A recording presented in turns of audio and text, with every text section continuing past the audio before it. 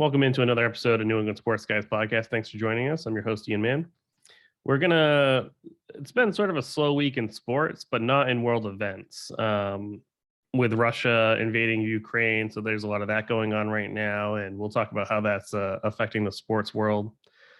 Looks like Phil Mickelson got in hot water with some of his contracts, so he has to backtrack a little bit. We have the NFL Combine is about to ramp up, so there's a lot of news coming out about players, who's going to be there, who's not going to be there, COVID protocols, which coaches are going to be there, which coaches are going to talk to the media, which ones aren't. So I mean, that's going to be exciting. I like the NFL Combine. We're going to talk about some broadcasting news. A lot of big names are moving to different places, so new places and new faces. And Spinny, you're gonna have to edit that part. New faces and new places. We're letting it ride. All right.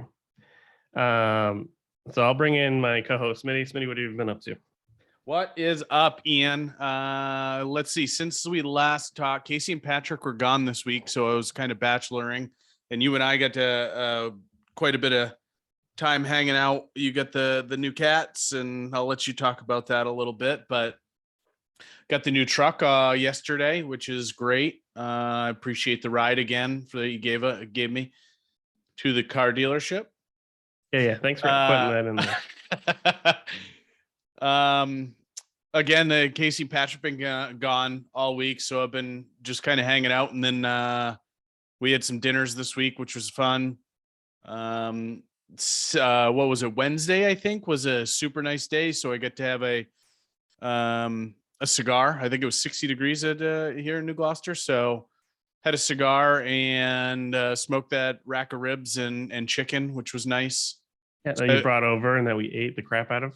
So I earlier that day I was telling Casey that I was going to smoke a chicken, and she's like, "Smoke or choke?"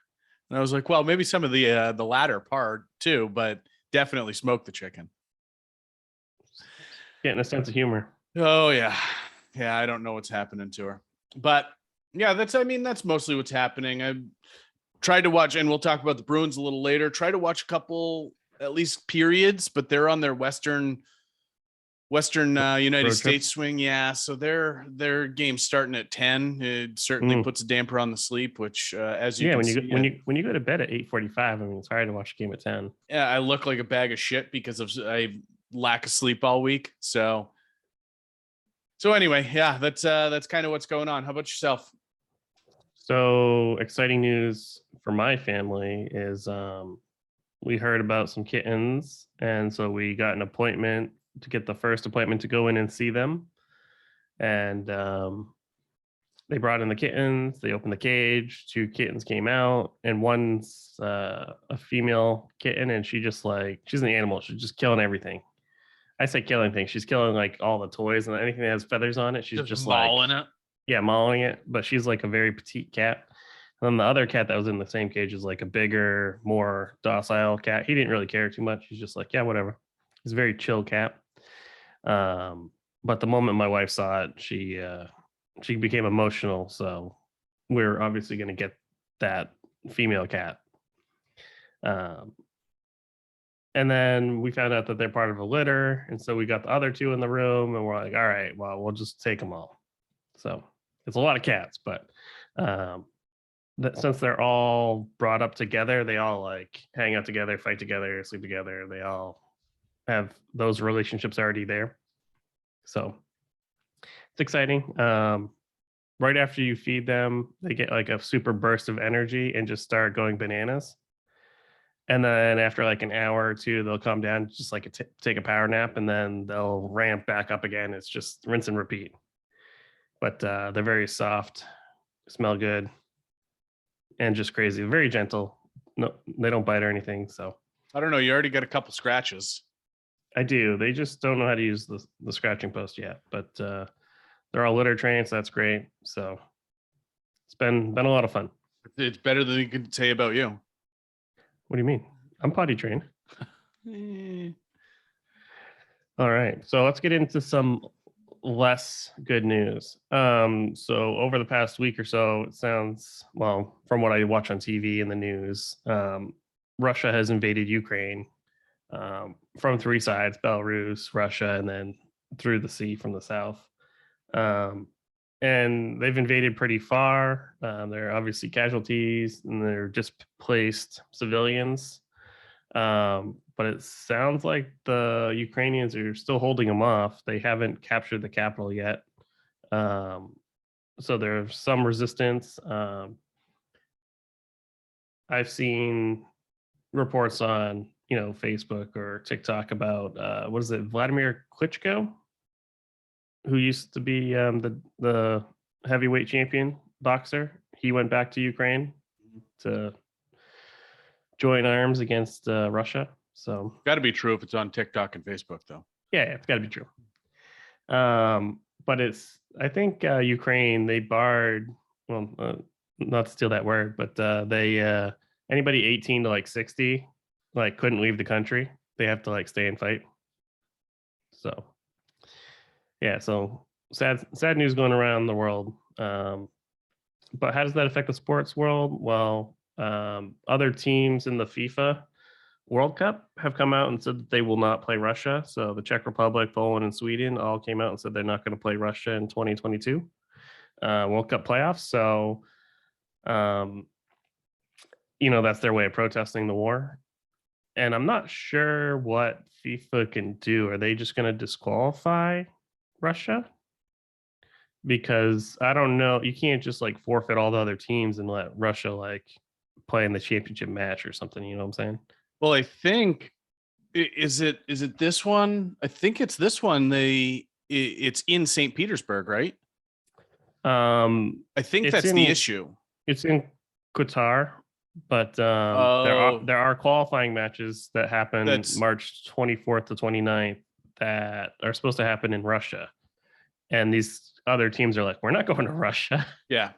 which is understandable. So they'll have to go somewhere else. I don't know if the Russia team will be allowed to play or not, but Yeah, I don't know. It's tough to say, and we're obviously not going to get to the political side. We're focusing on the sports side of all this, but yeah, I mean, it makes sense not to play them there. Whether it would, even if it was in Ukraine, they're both high danger areas. Why would you try to have a soccer tournament or a tournament of any kind in this region at this point in time? So it just doesn't make sense. And I don't know how if the Russian soccer team isn't like already out of the country, I don't know how they're going to get out of the country. No idea. Because I'm assuming like when wars break out that like other countries like start shutting off travel because they don't want, random people coming into their country now. So and obviously the Russian soccer team, I don't think any of them, I don't know their political affiliations or anything like that, but like obviously they're not generals or anything in the army, so they're not the one like making these choices. So I don't know if they do that anymore. Does Russia do that still? Because that was the 1980 or like the friggin' 60s through the 80s. The hockey team, the Russian hockey team, the Olympic team was the Red Army. They were all in the army. I don't know if they do that anymore to have a team. I'm not sure, to be honest with you. I was just curious. I didn't know if you knew that. Yeah, I'm not sure. To add to this, it was reported, I saw it on the Score this morning, that Wayne Gretzky last night came out and said, and we're recording Sunday, so this is Saturday that this happened. Gretzky on TNT, I think it was, came out and said that they should bar Russia from competing in the World Juniors. So the World Junior Hockey Tournament is coming to Edmonton, I think it is, in August. They always normally play over like the Christmas and New Year's holiday, but there were so many, they started it, and then during the qualifying rounds, there were so many COVID outbreaks that they just canceled it, or at this point they could say they suspended it. Now they're playing in August, which is great to see that they're going to be able to play. But yeah, Gretzky is a strong believer in making or saying that the Russian team shouldn't be able to compete, I guess, is what I'm saying. I mean, it's easy to say now. But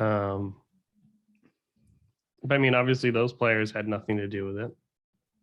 So that's the hard thing. So Yeah, it's difficult, but it's like when teams skip the Olympics or they don't send their athletes to the Olympics. The athlete's only been working on this, his whole life. And then for political reasons, the president of whatever country's like, well, we're not sending our people. Thanks for all your hard work though. Like, appreciate it. yeah. But you can't go compete. But So I do want to add, we want to make sure that not that we probably have anybody from Ukraine that is listening, but hearts and thoughts and prayers go out to the families and people of Ukraine right now. Certainly a shitty situation, and hopefully things get resolved in a safe and timely fashion. yeah, war is not it's not a good thing. Nope. So moving on to our next block, we're going to talk about Phil Mickelson. Something a little happier? A little happier, but still not great. Not good. I'm not sure exactly what he said, but I saw a report that the American Express event, PGA Tour event, will no longer have Phil Mickelson serve as their host. And so he's getting a lot of his sponsors are starting to drop him or putting him in pause. So Callaway has paused their 18-year sponsorship. Looks like Workday, KPMG, and Amstel Light have all dropped him. So, I mean, that's not the first time that stuff like this has happened for any like professional sports figure, but I'm not sure exactly what he said, but it was enough to ruffle some feathers higher up. And so, they're dropping him. But I think a lot of this had to do with, I think what you were saying, the Saudi professional tour, Saudi golf tour, whatever I don't that remember. new. Yeah, I don't remember what that is. I think Greg Norman is it Greg Norman? I think so. Greg Norman's one of the, I don't know if he's a financer or backer or however, I don't know what his Spokesperson. affiliation. Yeah, I don't know what his affiliation is. He could just, it could just be a spokesperson for it, but he didn't play golf or he doesn't play professional golf anymore. So, at least he might still play Champions Tour. I don't know if he does. I'm not But sure. anyway, yeah, I don't remember exactly. I read the thing and I tried to find it, but I couldn't find what Mickelson said. I couldn't find what he said either. I can only find his apology, where obviously he wants to step back from whatever he said, and so he stops losing, sponsors because that's money to him, money in his pocket. See, maybe I found but it. I think he wanted people to go to the Saudi Golf League and was trying to, do a power struggle with the PGA. And I don't think the younger professionals like Rory McIlroy didn't agree with him. So it was Rory. Yep. Yeah, Rory spoke out against Phil.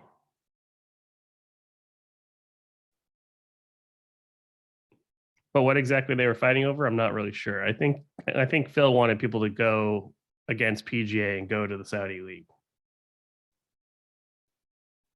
He did. And I'm all for another league, but I'm not sure there's enough golfers to have multiple leagues. Well, there's the European Tour already. Right. And then there's the PGA, obviously, and then the Corn Ferry. But PGA being arguably the best. I mean, the European has a lot of great golfers, and they come over for some of the bigger tournaments for the most part. But I don't know. I can't find exactly what Phil said, but it looks like a lot of the items are him just kind of speaking out against the PGA, and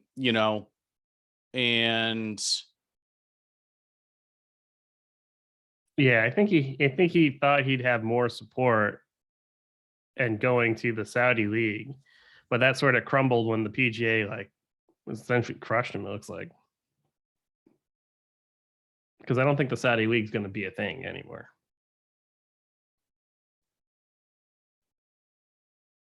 So he was saying that when he did the match, and there's been 5 of them now, the tour forced him to pay $1 million each time for his own media rights. He said that type of greed is, to me, beyond obnoxious. He's saying the tour has access to some of his shots. They're sitting on hundreds of millions of digital moments that I guess players don't have.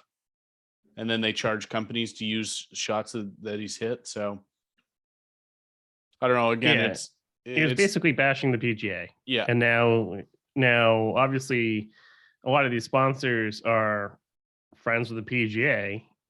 And so he can't say those things without consequences. So I don't know how much you read of this, but he's going to take sort of a little bit of a leave of absence. You know, he did that public apology and he said he's going to focus on getting himself back to being the man he wants to be and spending time with family and things like that. I mean, but he's 51. Basically, he needs to get out of a news cycle for a couple months. Yeah. He's 51. He's not getting any younger. And so he did say, though, if he wins the US Open, he is going to retire for good. Because that'd be his career Grand Slam. And that's the one that's eluded him for quite a while.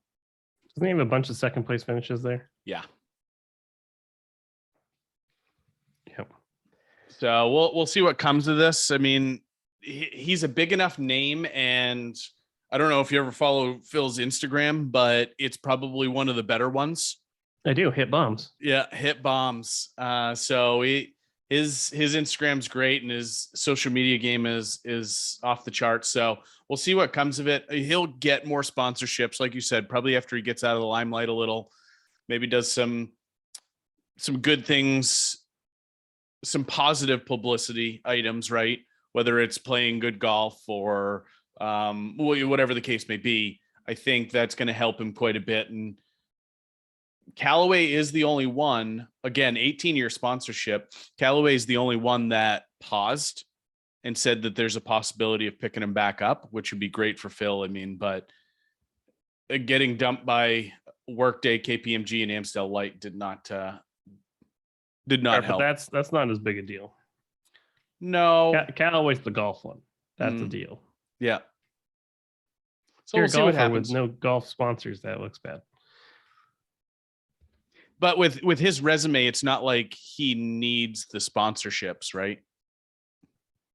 No, he really just needs to play golf. And I think he should. I like Phil. I like him more now than I used to, because he played in the era of Tiger Woods, which nobody was really competing with Tiger Woods, and they tried to like make it a rivalry, which is not a rivalry if the other guy wins every round. Yeah. So Tiger Woods being really good sort of elevated Phil. And don't get me wrong, Phil's great if Tiger's not playing.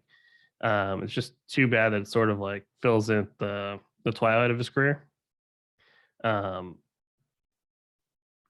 I think Phil should focus more on like doing the match and expanding the match and making that a better event than it is.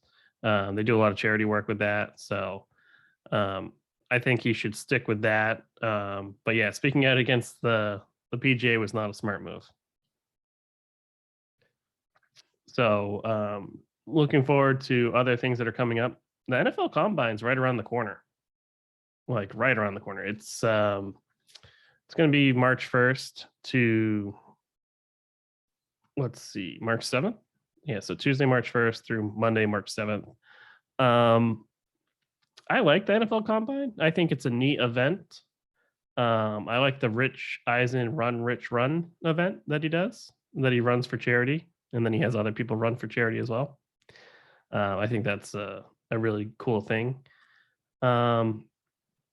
There's usually a lot of rumors and gossip and stuff around the event about like coaches talking to other coaches that are at the combine.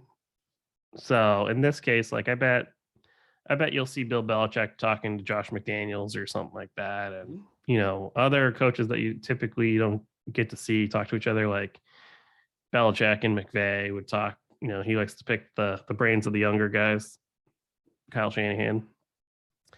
I think it's a cool event. I think the players get a chance to showcase some things. But if you're like a top 10 pick, like why are you there? Like, whatever you do, don't get hurt because you just lost millions of dollars. Like, so what do you like about the event? I like that it gives fringe players a chance to showcase skills. Like the people Senior that Bowl. people that might not have got drafted, or because your first rounders, especially the top first rounders, they're gonna go. There's nothing they need to prove. They're game tape. And the combine's an invite only. Like you can't just show up to the combine. Yeah, true. They have to know who you are. But I do like that they get to showcase players their skills. But full disclosure, I don't watch a combine. I really don't care about it. I might catch highlights of players that I want to see that I don't normally get to watch, but it's different because you're seeing them do things like what is that? The high jump where they jump and hit all the rings. Yeah.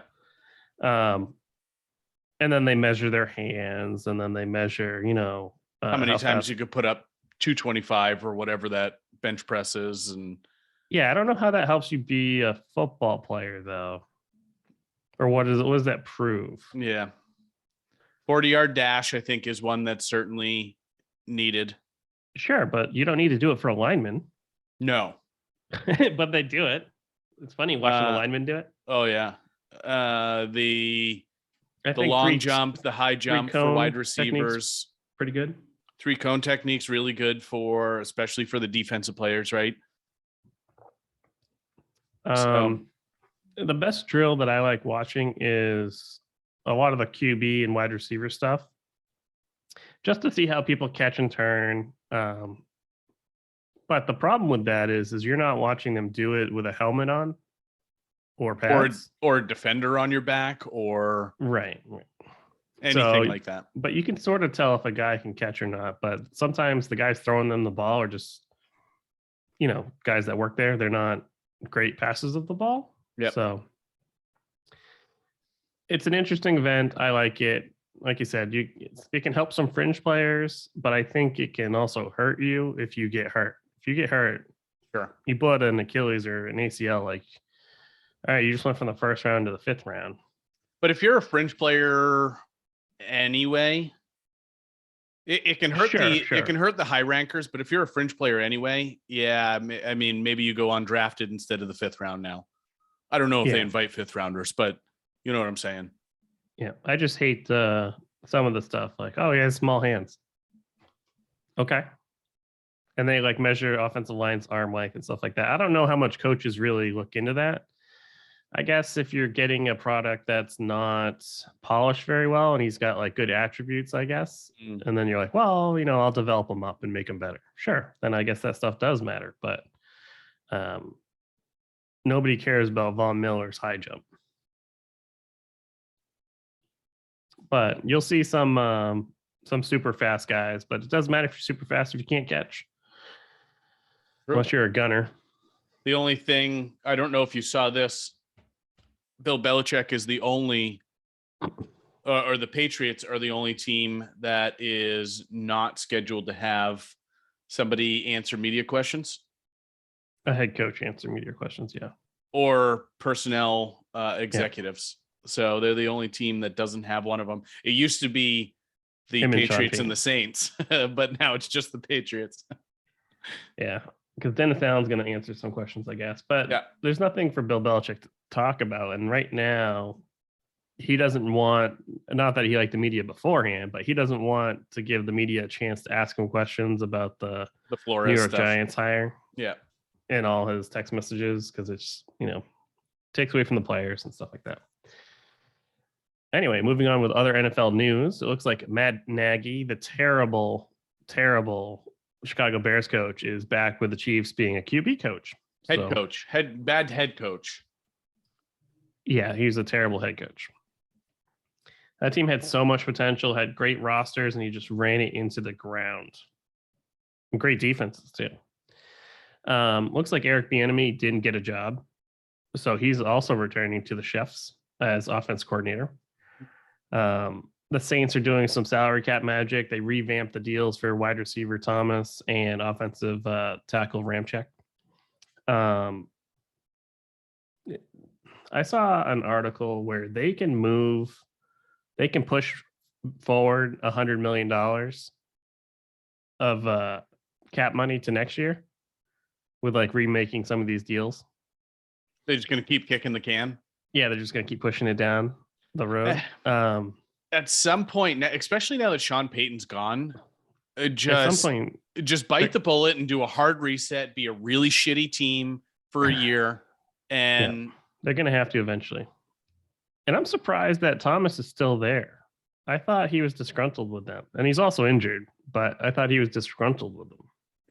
I think he is, but he's still under contract. And then also, he doesn't have a QB now. That's also true. I would trade him somewhere, but the problem is I think his trade value is kind of low because he got hurt. But Ramczyk is one of the best offensive tackles in the league. Yep. He's a big chip that you could push forward, and then I'd trade some defensive players. Yeah, I would do the hard reset sooner than later, but that sort of would suck for Dennis Allen, though. Like, sure, but if I think it's going to suck for Dennis Allen no matter what. I don't think that team, their defense was decent last year, but Kamara had a good year. Is he going to be able to repeat? Probably not. I think he'd still be a top 8. He's better if Thomas is there. Sure. Because then not everyone's gunning at him. Yeah. But with the Saints pushing forward the $100 million, if they do that, they could sign one of the free agent quarterbacks or trade for one of the quarterbacks, because that's what they need desperately is a quarterback. Because Drew Brees retired, Jameis Winston's a free agent, also blew out his knee last year. So right now they're kind of in no man's land. Yeah, they got Taysom Hill and Ian Book are the 2 quarterbacks on under contract, and I think they want Russell Wilson. Maybe, but they're not going to be able to take on his contract, even with restructuring. Sure they would. They're like projected $70-something million over the cap, even with freeing up $34 million. Yeah, but Mickey Loomis is a magician. They'll just move it forward. It's all fake money anyway. Sorry. Let's see. When was this? Yesterday. This came out. 78 over. So they are now roughly 42 million over projected cap of 202. 202.8 is projected cap. Yeah, no big deal for them. So they're $42 million over. Russell Wilson's contract is like what, $38 million? Yeah. Or cap hit. Sorry, cap hit, not contract. Yeah, but they can move some of that cap. They could re-sign him or extend his deal, push the money forward, or push the money back rather. So it's not a big deal. Well, I know, but they don't have any money to sign him now for this year. It's a stupid system because it allows teams to do this stuff. I think they need to go with a more like black and white type thing where like here's the max and you can't go over it. And they're getting way too creative with like the signing bonuses and stuff like that. And then the cap numbers, it's making it way too complicated. So before we jump into the next thing, I was reading an article here on the combine and that sort of thing. So what do you think happens with JC Jackson? I know it wasn't on our list to talk about.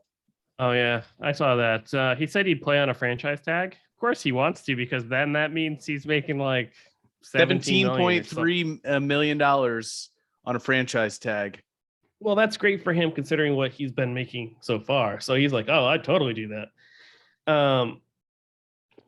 So the thing with JC Jackson is I think they're going to re-sign him long term. Well, here are the options. They can sign him long term, or they can trade him. But they can franchise. They have to get him under contract before they can trade him. He's not under contract. That's why they were going to tag him. Oh, yeah, it's true. So they could tag him and trade him.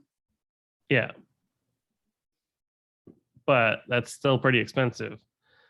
I think they're going to work out a long-term deal, bring down the number a little bit, stretch it over more years. I don't think they're going to trade him because I don't think there's anyone else in the pipeline behind him, because he's the replacement for Stephon Gilmore. That's why they were able to let Stephon Gilmore, because they're like, oh, well, we have JC Jackson on the other side. We can just move on from Gilmore. So could they do a sign and trade with somebody? Sure. There are a lot of teams out there that need cornerbacks, and I think that was one of the strengths of the Patriots last year, was their secondary. So we'll see what happens in the draft. If the Patriots end up drafting a bunch of corners, then that changes things. Yeah, right. Well, what do you think is going to happen with them? They only have till March 8th, which is next Tuesday, to be able to tag him. Mm-hmm. So if he goes untagged by then, I don't think the Patriots tag him. Yeah, I don't know how that works, what they're going to do for tagging him.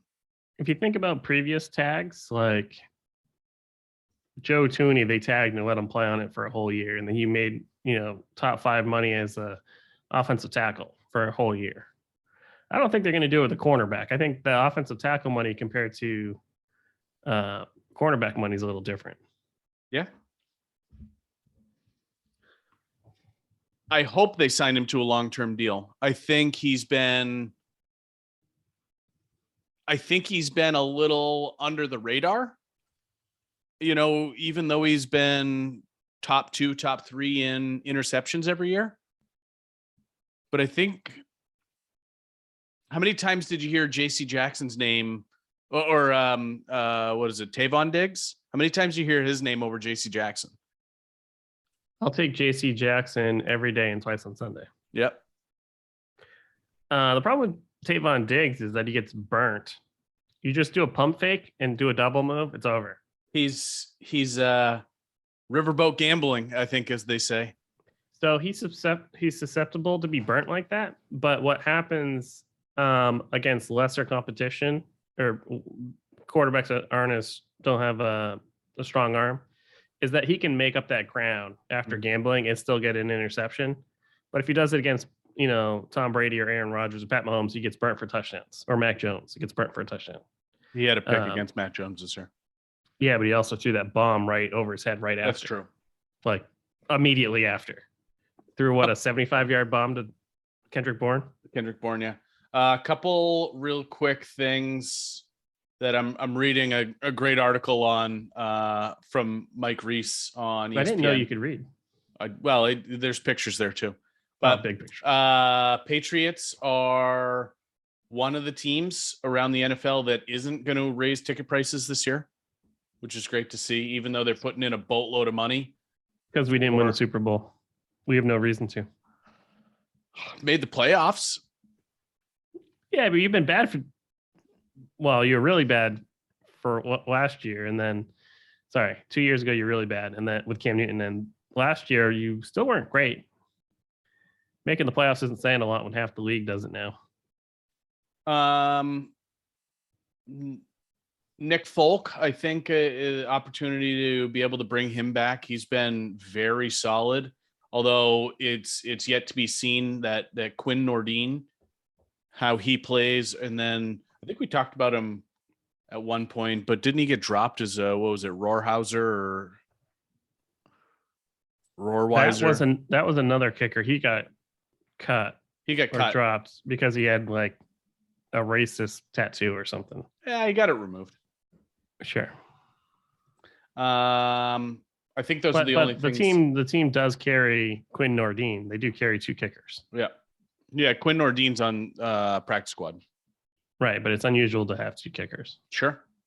McPherson, though, that guy was awesome for the Bengals. Yeah. Kickers matter. So we can jump into the rest of this. Those are the couple things on that sheet that didn't make that web's article that didn't make our sheet that I wanted to mention. All right. So it looks like the NFL free agency is going to start March 14th through the 16th. That's when you can start negotiating with players, but you can't sign them until March 17th when the new league year starts. So basically, it's tampering. It's what It's legal tampering. Yeah. And so that's going to be interesting because so what's going to happen is when the new league year starts, what you don't know, or what a lot of people don't know, is that a lot of signing bonuses kick in and guaranteed money kicks in like the day of the new league year, the day after the league year. Is all that bonus and all those money and a lot of stuff gets guaranteed all of a sudden. So between now and then, you might see a bunch of people get cut because teams have to make those decisions. And then depending on free agency, if we need to sign this guy, but he wants this much money, well, I have to go find that money. If I don't already have it, I have to go cut somebody. So a lot of that stuff's going to be happening. Vontae Adams to the Pats. Yeah, sure. I don't know what we'd even do with him. Get him the ball. Literally get him the ball. I mean, he can get open. We've had this discussion a bunch of times. We think Aaron Rodgers is going to stay put. The longer this takes, the more I think he's staying where he is, just because I don't know. There's two ways about this. He's either taking his time and he's going to screw Green Bay, or he's taking his time and he just wants the news to focus on him. Like, I think those are the only two answers. Yeah. I think Tom Brady's going to come out of retirement and go to San Francisco. You're dying for that to happen, huh? It'd be a good chapter to the end of his book. He always wanted to play for San Francisco. That was the team he idolized growing up. He's from California. From Santa Clara? San Mateo. San Mateo. Yeah, close enough. I might have some selfish fantasy investments in this. I might have Deebo Samuel. I might have Brandon Ayuk on some fantasy teams. So I might be open to that. Also, everyone keeps saying that Trey Lance is not ready. So, and they haven't traded Jimmy G. Jimmy G is still there, but they said recently that they're going to trade him before the new league year starts. So they have a couple of weeks to trade him. I don't think they're getting the offers that they were expecting for Jimmy G. I think they're looking for like first round picks, and I don't think anybody was going to do that. Which is funny. Patriots got a second round out of it? Something like that. But they also already had a starting quarterback on their roster. Sure, but his potential was always there. I think he had higher potential then than he does now. But before he didn't have an injury history, now he does. Granted, he's played quite a bit. He got injured with the Patriots. Yeah, he hurt his shoulder. Yeah, because Brisket came in. Yeah. But I wouldn't say that's an injury history. That was just like a one-time event. And then when he went to San Francisco, he missed like 14 games or something. Well, he blew out his knee. Blew out his knee against Minnesota, maybe? Yeah. And because Minnesota plays on turf, right? I think so. And then when Jimmy G does play for San Francisco, they win. But is that because of him, or is that because of the team and scheme that Kyle Shanahan has? That's the thing. But anyway, Jimmy G's winning percentage is like 800. It's something stupid. I think he's a good quarterback, and he's better than 50% of the quarterbacks in the league. Yeah, I say he's above average. If Trent Dilfer and Joe Flacco can win Super Bowls, I think Jimmy G can. I don't know. That playoff with Joe Flacco was amazing. But some of that could have been Torrey Smith and Anquan Bolden. And the fact that Joe Flacco underthrows people, and he probably leads NFL history in getting both the number of defensive pass interference flags and by yards. Because he'd throw a bomb and underthrown by 5 yards, so the wide receiver would jump back into the defender. Yeah, it was the Torrey Smith special. Aaron Rodgers does that a lot too. It's an interesting move.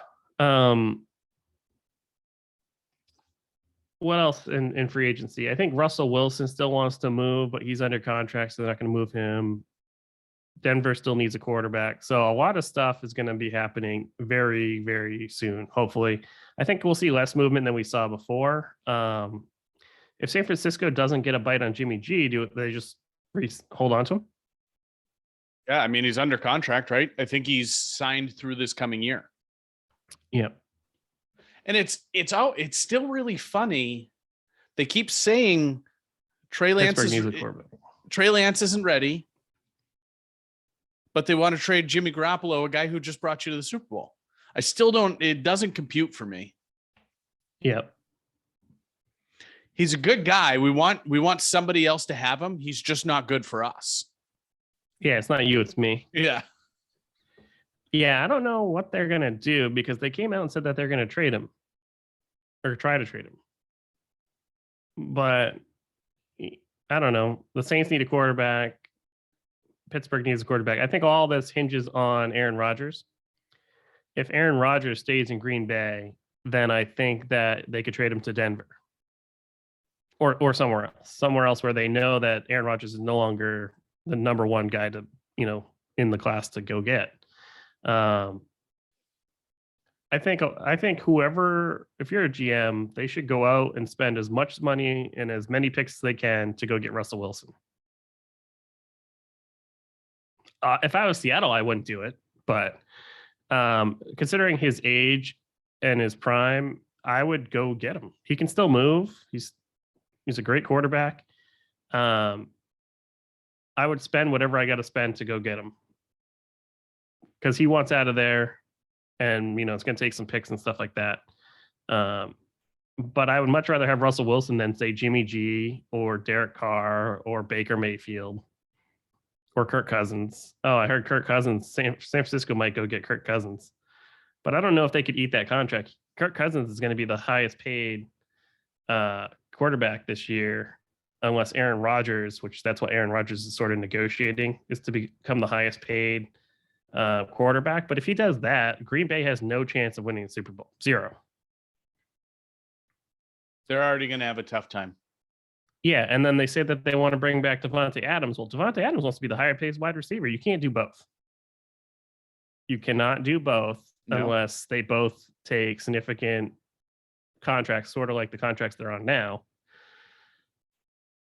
And so if Aaron Rodgers stays, do they just franchise Devontae Adams? I think they were going to franchise him, is what I heard, which is fine. Still means he makes good money. And then that would make him 30 next year.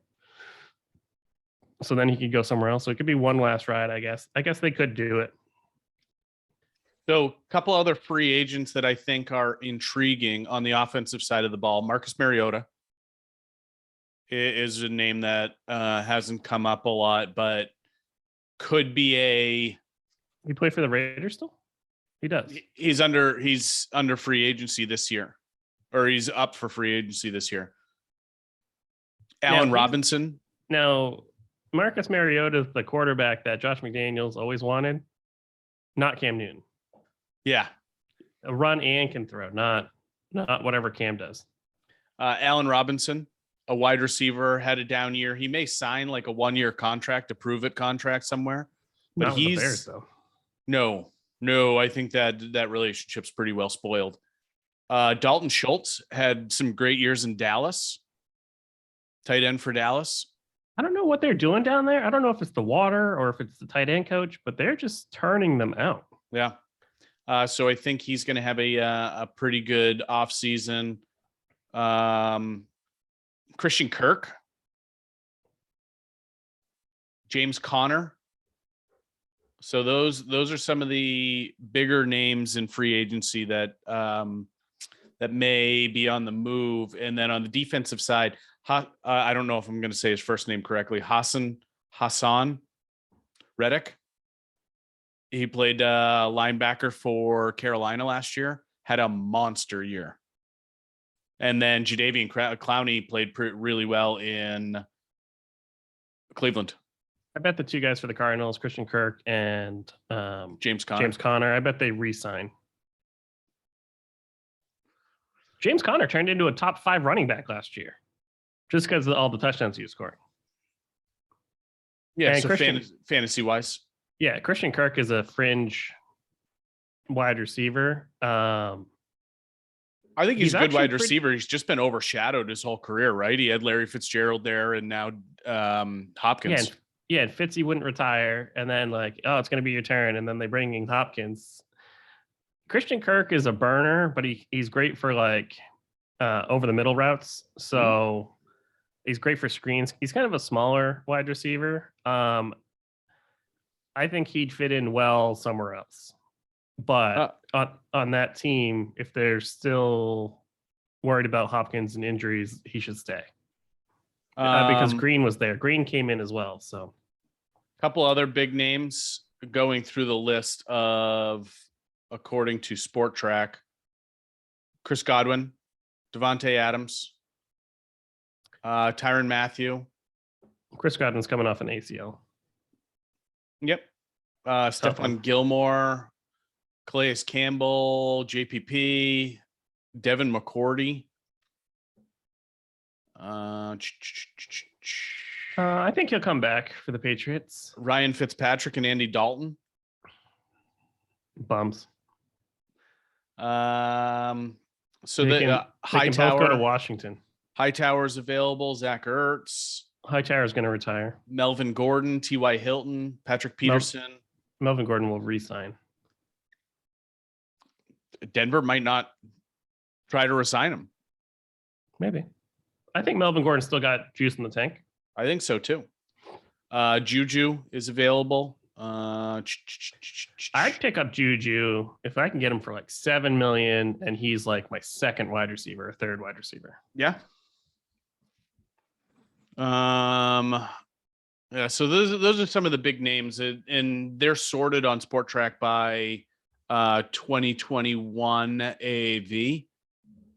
So yeah, it'll certainly be an interesting offseason because there's a shitload of people out here that are due to make some money. Yeah, and it comes fast and furious. The one thing I don't understand is, why does free agency start before the draft? Wouldn't you want to know who you have before you?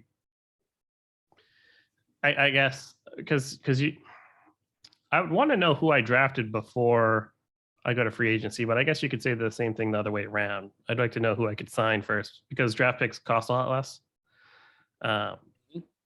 Even first rounders usually cost less than what you're going to sign a free agent for. Sure. Cordero Patterson, he'll probably re-sign in Atlanta, though. If he was smart, he'd re-sign in Atlanta. Yeah, he was basically an MVP last year. Yeah, he was a monster. All right. So there's some other big news, like huge news, when it comes to your NFL. Broadcasters are on the move everywhere. So ESPN, Amazon Prime has the Thursday night games. So they were going after Al Michaels and trying to get some other people. Did they go after? Go finish it. Sorry. They're trying to go after Troy Aikman a couple of weeks ago. I was just going to ask that. But they waited too long, and then ESPN came in and gave him a 5-year, $90 million deal. So that's the big one. Aikman was the first one to land. He jumped from Fox to ESPN. He's going to do the Monday night game. So I don't know who he's replacing on Monday night. I don't know if they're kicking off Brian Greasy or Louis Riddick. But I would imagine Steve Levy's still there, or maybe they all go. So the Manning cast is coming back, though. That's signed through 2024. I know. Is that? I love the Manning cast, but honestly, for ESPN, why would you have two competing broadcasts of the game? I don't know. You know what I'm saying? If you're ESPN, get the rights for the Sunday night game, or even just a game on Sunday, and do a Manning cast then, something like that. But a national broadcast game, you're competing against yourself for viewership. Right. But I think there is a market for that, because there are people who like to watch the Peyton Manning cast. We watched it more than we watched Louis Riddick and Steve Levy and Brian Greasy, for sure. Yeah. But that's just because I don't think I think they're a great team. They just don't have the star power to match up against Manning and Manning, in their in their ship. guess. So, but we also don't need the game explained to us either. So there's that. So Chris Collinsworth signed a $12.5 million deal to stay at NBC doing what he was doing. But they're going to put Mike Tirico with him. I like Mike Tirico. Yeah, I like Mike Tirico too. He used to work at ESPN and he's worked everywhere, I think. Yeah. Because I think he's a hot commodity. So Al Michaels, his contract expires this spring. So the question is, where is he going to go? I think ESPN's looking at him to go with Troy Aikman. And if that's the case, then that's going to get rid of Levy, Louis Riddick, and Brian Greasy, at least for the Monday night gigs. Amazon Prime still needs a duo. I think Fox is going to try to hold on to Joe Buck. He's making about 11 million, but he does football and baseball. So I don't know how he didn't negotiate more. He's doing way too many sports. Depends on when he signed his contract. Sure, but he only has 1 year left, so I'm sure it was like a $10 million. A 10-year contract, something like that. He could ask for permission to be let go early, because if he wants to, look at these offers and they say no, well, that's going to become an untenuous situation where you have a disgruntled employee type thing, and you don't want that. If he left and went to ESPN, would he do baseball for ESPN and get rid of? I don't know. Since he's multi-talented like that, they might just break up his contracts. I don't know. I was going to say, because who does the ESPN baseball? It's John Smoltz. And I like Smoltzies. Yeah. Is it Sean? What's Sean's last name? Oh, I know what you're talking about. Yeah. Who used to do Monday Night Football? Yeah. McDonough? There's another guy that does it too. Well, A-Rod, and then the woman that does it with them, Jessica. I thought John Shambi was one of the guys. I don't know. Jessica, is that her name? Well, anyway, we're getting off topic here. That fucking got derailed, didn't it? But I think it'd be cool to see things shaken up a bit, because I hate Buck and Aikman together. Just hate them. I'd rather see Al Michaels and Troy Aikman. I think that'd be an interesting group. Al Michaels gets to basically choose whoever he wants as a scholar guy and gets to go wherever he wants because he's a legend. But we all doing it agree for a couple of years. Maybe you knew. Yeah, but we all agree the best pairing is Jim Nantz and Tony Romo. So with Tony Romo coming in, he's basically blowing up this industry because he's moving the pay scales super high. So Aikman's pay sort of matches Tony Romo's, and Jim Nantz's contract was going to expire. He had another year left, but he worked out a deal with NBC, but they didn't say what the specifics were. But he's going to stay on with Tony Romo. So at least we'll still get that pairing. So that's good. Jessica Mendoza. Yeah, had to look it up. Sorry. I just hope the Patriots are better this year so that they get more Jim Nantz, Tony Romo games, and I don't have to listen to Ian Eagle and Dan Fouts.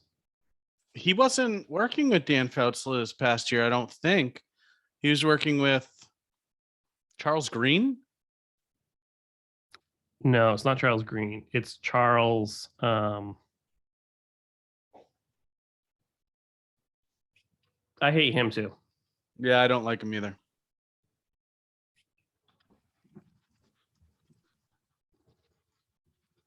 Yeah, I don't know. I don't know his name, but he used to play cornerback, I thought. Yeah, Charles is definitely Charles something though.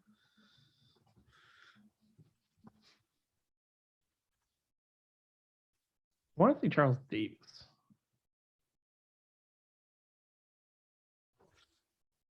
He in your pants is cool. Consider me Miles Davis. Kevin Burkhardt and Greggy O. Yeah, is a Fox pairing. Greg Olson does pretty well. I like Greg Olson.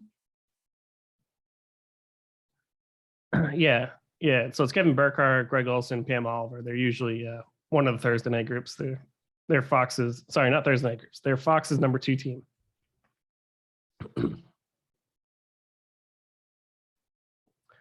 I think it's Charles. I think it's Charles Davis. Yeah, I don't know. We can skip over it, and somebody else can look it up for us. Yeah, it's Charles Davis. He's really annoying. So with all those rumors, and one of the rumors was that Sean McVay was going to quit coaching and was going to get ESPN or Fox or Amazon was going to offer him like a blockbuster deal because he's so young, just won the Super Bowl, and they were going to pair him with somebody. I think they wanted to pair him with Al Michaels. But McVay has come out and said that he's going to stay with coaching. So I think he thinks he has a chance to run it back. So I think that's intriguing to him. Well, that's what they talked about during the Super Bowl parade, right? Him and Aaron Darnold. Yeah, and I think Aaron Donald should come back. He's too young to not, like, why would you give up that money? I understand you're beating yourself up a little bit here, but at least give it one more try. Now, for Andrew Whitworth, I can understand him retiring. He's like 40, 41. He should just walk off into the sunset. That makes sense. Aaron Donald's like 30. I think he's 30 years old. Yeah. Yeah. So I don't think he needs to retire. On to the next subject. The MLB is still in a strike. I guess there are some heated meetings. They've meted for like 6 or 7 days in a row. I don't really care at this point. Billionaires, millionaires fighting. I can't really take a side. Usually I do take the player side, but the fact that it happens so often and the fact that like other sports don't tend to have these strikes as much as MLB does tells me that there's something like fundamentally wrong. And at some point people just stop caring. And MLB, I think, is moving. They're the second or third? I think they moved into third as far as like popular sports. I think basketball is number 2. So, but if they miss like regular season games and becomes stretches into the regular season, I think they're just going to lose more fan base. So brutal game to watch right now, and I don't know what the fix is on but too much analytics. I'll tell you the robot umpires is not the fix. I'll tell you that. Why? I don't know. I don't remember where I saw it was a thing on Twitter. They're testing it out in the minors. Yeah. And a robot ump called a strike. It struck a guy out that was a foot outside. It was in the other batter box, and they called it a strike. All right. So it needs to be tweaked. You think? Well, Angel Hernandez is terrible, so we'll just start with that. There are some umps that are bigger than, I think they're bigger than the game, or think they are the game, or think people came to watch them play. And that's not the case. You shouldn't know any of the umpires' names. Sure. I don't necessarily. Umpires should never be the story. Just like when we talk about the NFL, like penalties and referees, like the rules should not be up for judgment. Agreed. Like it's either foul or it's not. It's not kind of, well, this guy felt it was, this guy felt it wasn't. Like after the game, it shouldn't be, the story shouldn't be the officiating. It should be the game. I agree. But humans are fallible. And I think that's the problem. I think having the subjectiveness is still good. It's still part of the game, in my opinion.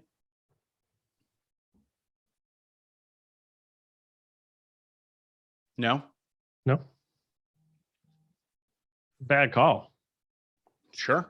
Shit happens all the time in every sport. Yeah, but there shouldn't be bad calls. They should be correct calls. Yeah, I'm not disagreeing with you, but how many times in soccer does some guy not get touched and he dives over a guy's leg and he gets called for it? We don't literally every game. On this program, we don't watch soccer. I don't watch soccer, but football. football. But no, I mean, it's going to happen in every sport, and I think it's part of the game. Yeah, there shouldn't be a opportunity for refs to take over a game, but I don't think you should remove the human nature portion of it. No, but there are some parts of the only time I think there should be a human element is when the ref is calling a penalty or not calling a penalty based on the spirit of the rule, not the black and white definition, because sometimes that goes the other way. How do you mean? It's hard to find an example right off the top of my head, but usually sometimes there's a black and white penalty, but it's not like the spirit of the rule. Like, so the official makes a judgment call.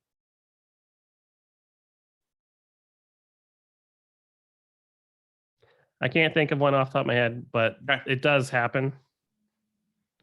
Well, let me know later. But anyway, like when they rough the quarterback, some of that, like the guys don't even touch him, I would agree with that. or they slow up and they stop and they end up holding them and stuff like that. But they still are calling these phantom penalties. And yes, technically you may have hit his head, but you didn't hit it like forcefully. So then they end up calling a penalty, even though there really was nothing there. The difficult thing is the speed of every game in live action is so fast, and it's difficult to catch everything, and that's why there's missed calls, and it's difficult. It's difficult in a split second to decide if the guy had a grab of the face mask or not. Sure. So, but in the Super Bowl, they shouldn't have missed that play, but it did happen quick. Sure. Anyway, getting back to MLB, I still don't like the robot umps, and I don't think that's not going to make the game go any faster. A 4-hour game is the problem with MLB right now, not balls and strikes. I don't like the gimmicks of like, if the game's tied in extra innings, put a guy in second base. I don't like that crap. And I don't like a pitch clock either. I don't either. The answer is less fucking advertising is what the answer is. Yeah. Between innings, they take forever. Yeah. So anyway, so moving on to hockey, I'll talk a little Bruins here quickly. So they're on a 4-game win streak, which is nice. They won in San Jose last night. They're on that road swing, which now includes Seattle this year. And they beat Seattle 2 nights ago, I think it was Thursday night. Well, I guess 2 nights ago from yesterday. Anyway, so they beat Seattle 3-2, and then last night they beat San Jose. Like I said, Marchand came back from a 6-game suspension. He scored twice in San Jose. Remaining on this road trip, 6-game road trip, they have LA, Anaheim, Vegas, and then Columbus on their way back. So one highlight I want to talk about, since Rask has retired, Jeremy Swayman's kind of that next man up type player or that's going to take over. And so right now in his last 5 games, he's 4-0-1 with a shutout. And he gave up 2 goals or less in each one of those games. He's 3rd in the NHL in goals against average and 4th in the NHL in save percentage for qualifying goaltenders. So I think that what they're going to do, keep riding Linus Ullmark and Swayman the rest of the year. But once the playoffs come around, I think Swayman's going to get the net. Yeah, probably. They'll ride whoever's hot or whoever's healthy. Sure. But he's just been, and I know I've been pumping his tires ever since he came up last year. I've always liked Jeremy Swayman, and again, I'm a little biased. He's a University of Maine alum, so it's nice to see him playing well at the NHL level. And again, now that Tuuk's retired, they're going to keep him up the rest of his time. Not much more NHL news. Sidney Crosby last week, maybe, I think, scored his 500th NHL goal. I think it was last week.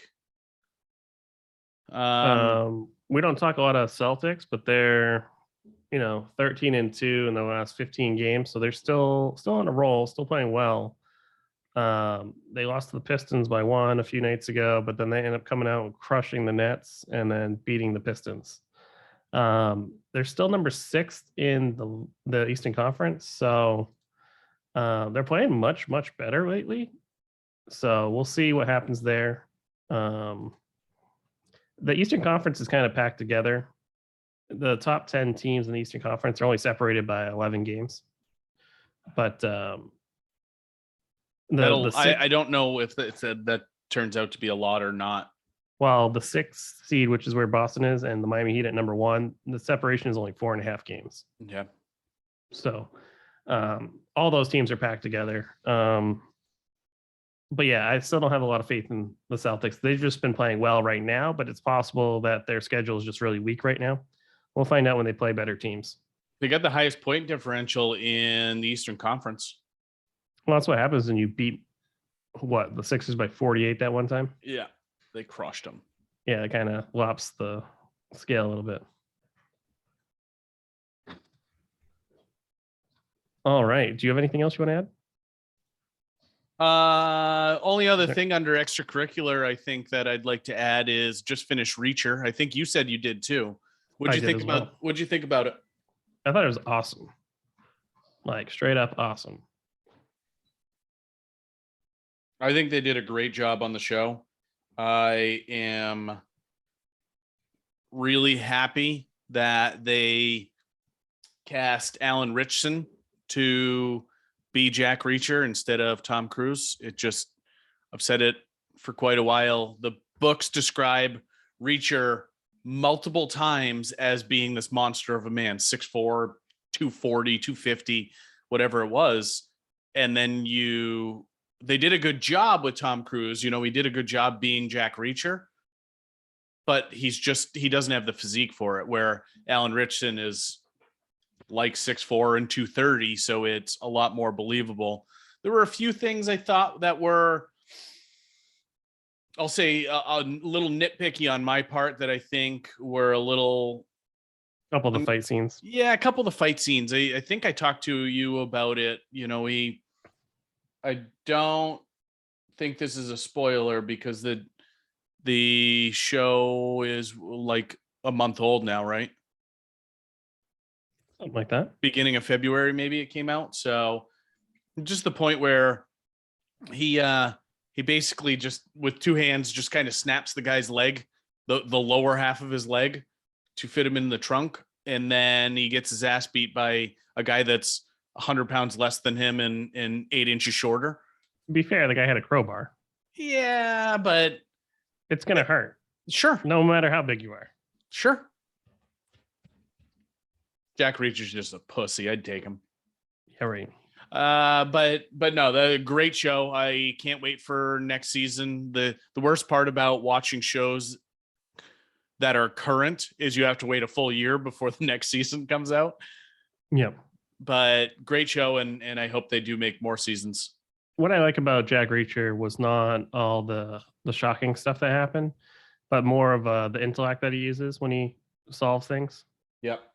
So, or figures stuff out. Yeah, I do really like that. He's not just a big guy who just makes a mess of everything, but he does it smartly. So, uses his wit, figures things out. I thought it was a great show. I'm still crushing the West Wing. I think I'm in the final season of the West Wing. So it was a great show. Great show. No, I wasn't laughing at the West Wing. I was laughing at a really dirty photo that somebody just texted in a group chat I'm in. We're doing some ice fishing, I think, in 2 weeks. Yeah, I think I'm going up there Thursday the 10th and gonna be there until Sunday the 13th. And yeah, the photo that was sent is disturbing. I don't want to know. I'll send it to you. No. All right, I think that's all I got for this week, Ian. Over the next couple weeks, I think I told you NHL trade deadline's coming up on the 21st, so something to keep an eye on. Hopefully, the Bruins are able to add a piece that'll help them make a deep playoff run. Is the goal. Although they're buzzing pretty well, I think they still need that second line center. Is probably their biggest need at this point. So we'll see what happens. And again, I think we're going to bring on a guest in the next week or two, probably in 2 weeks, to talk a little bit more about trade deadline. So here's another thing I just saw. Sean Payton's in talks with Fox to replace Troy Aikman. So they could promote Greg Yeo to work with Joe Buck. But if Buck leaves, then they could bring up Kevin Burkhardt and Greg Yeo together because they're already paired together. So that's also an option for Fox. Yeah, we'll see how it unfolds over the next. The nice thing for them is they don't need to make any decisions for 6 months, right? Sure. 5 months. So Sure. they got plenty of time to figure these things out. Yeah, you'll do it sooner than later though, just for advertising. Oh yeah, absolutely. You can find our podcast on Apple Podcasts, also Spotify, Amazon Music, Stitcher, Podchaser, Buzzsprout, and Google Podcasts. You can now watch the episode on YouTube on New England Sports Guys channel. Make sure to subscribe and help us out. We'll be put more content as we move forward. You can hit us up on Twitter at NESG Pod and hit us up on Instagram at NESG_pod. Have a great weekend, everybody. Have a great week. Talk to you all next week.